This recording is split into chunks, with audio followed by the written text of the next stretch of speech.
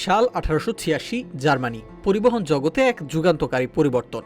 German প্রকৌশলী curl Benz ঘোড়া ছাড়াই চলতে সক্ষম একটি যান্ত্রিক যান তৈরি করলেন, যার আবিষ্কারকে আধুনিক গাড়ির জন্ম হিসেবেই ধরা হয়।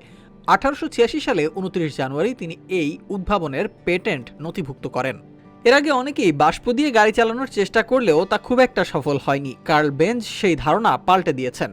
তিনি একটি পেট্রোল বা গ্যাসোলিন দিয়ে চালিত অন্তর্দহন ইঞ্জিন তৈরি করেন এবং সেটিকে একটি যানের সাথে যুক্ত করেন। তার তৈরি প্রথম যানটির নাম ছিল বেঞ্জ পেটেন্ট মোটর ওয়াগন।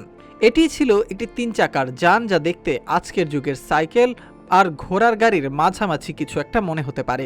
গাড়িটির ইঞ্জিনের শক্তি ছিল মাত্র 0.75 হর্স পাওয়ার।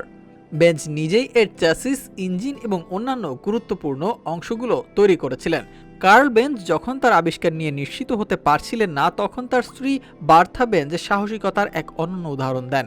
1888 সালে এক সকালে স্বামীকে কিছু না জানিয়ে তাদের 2 ছেলেকে নিয়ে মোটর ওয়াগন চালিয়ে প্রায় 106 কিলোমিটার দূরত্বের পথ পাড়ি দেন।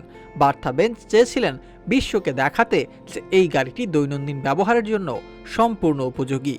পথে বার্থাকে বেশ কিছু সমস্যায়ও পড়তে হয়েছে। গাড়ি ব্রেক নষ্ট হলে তিনি মুচির কাছ থেকে চামড়া কিনে তা ঠিক করেন এবং ইঞ্জিনের একটি তার মেরামতের জন্য নিজের চুলের কাঁটাও ব্যবহার করেছেন। রাস্তায় গাড়ির জ্বালানি শেষ হলে তিনি স্থানীয় ওষুধের দোকানে যান, সেখান থেকে দ্রাবক কিনে যাত্রা চালিয়ে যান। এটি ইতিহাসের প্রথম ফুয়েল স্টেশন হিসেবে পরিচিত হয়।